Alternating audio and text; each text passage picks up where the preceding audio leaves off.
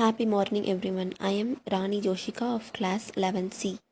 Today we are going to see about interactive mode and script mode in information practices.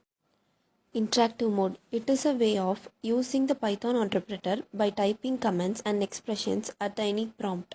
In script mode, it is a way of using the Python interpreter to read and execute statements in a script.